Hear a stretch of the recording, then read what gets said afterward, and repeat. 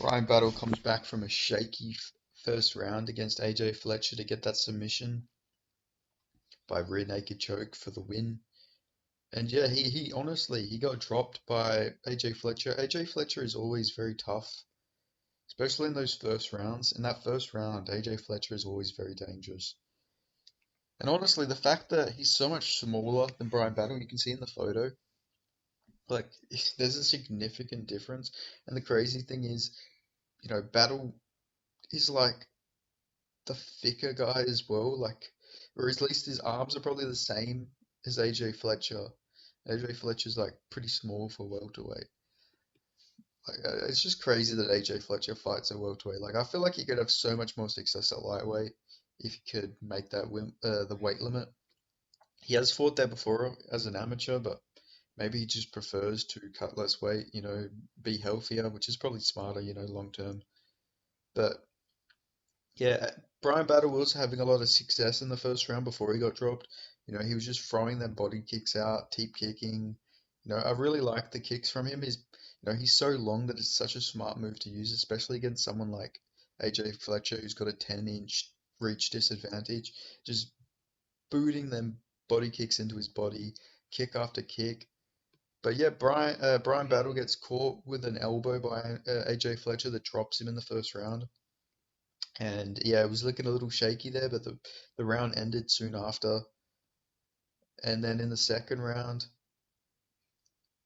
Brian Battle, he just comes back. It's not like he was getting whooped by AJ Fletcher by any means. Like it was very close. But he gets the hooks, he gets that rear naked, and then that's it. You know what I'm saying? As Brian Battle would say in his post-fight interview, he declares himself the king of the division. Says that he's not going to call anyone out because nobody accepts his call outs anyway, so they can call him out. Interesting way to look at it. But yeah, Brian Battle was pretty good fighter, I reckon. He's actually a really good fighter, if you know what I'm saying. I'm not going to mock Brian Battle. I like Brian Battle. Ever since I seen him on The Ultimate Fighter, I've always been a fan of Brian Battle, but he's got some really good wins as well if you go look at his topology. Like he has a win on the regional scene not regional scene, the amateur scene against Impa Kansangene, which is like a really good win because Impa's doing some great stuff, especially in the PFL. He's about to fight for $1 million. He beat Impa, he beat Cody Brundage in the amateurs as well, beat Andre Petroski, beat Gabe Green, beat AJ Fletcher. Like he's got some really good wins. So yeah, it's just good to see for him. He's a tough guy, Brian Battle.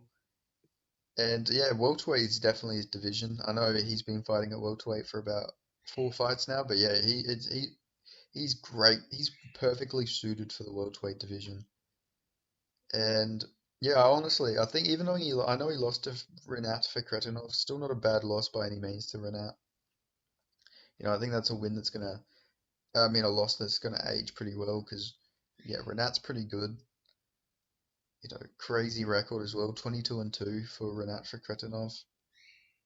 And I think eventually Brian Battle will probably get to the rankings.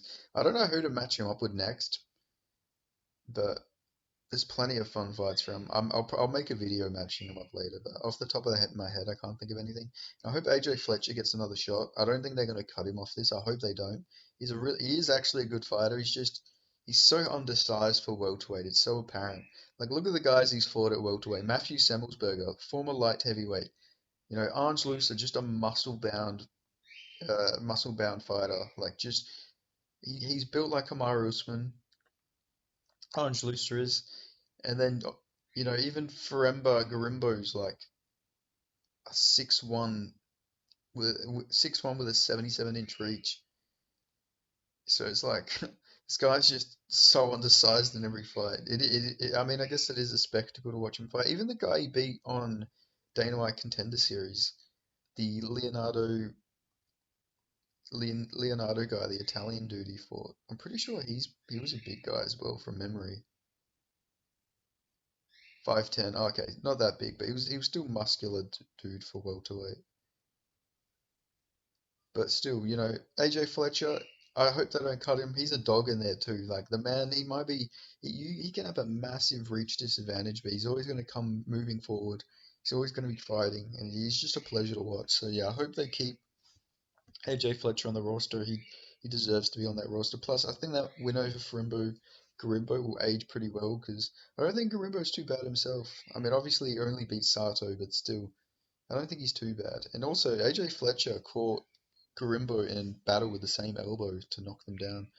But obviously, he got Garimbo in that guillotine. He didn't get battle with anything. Battle shot up too quickly for him to make any capitalize on any mistakes or go for him any submissions. But still, solid performance from both men.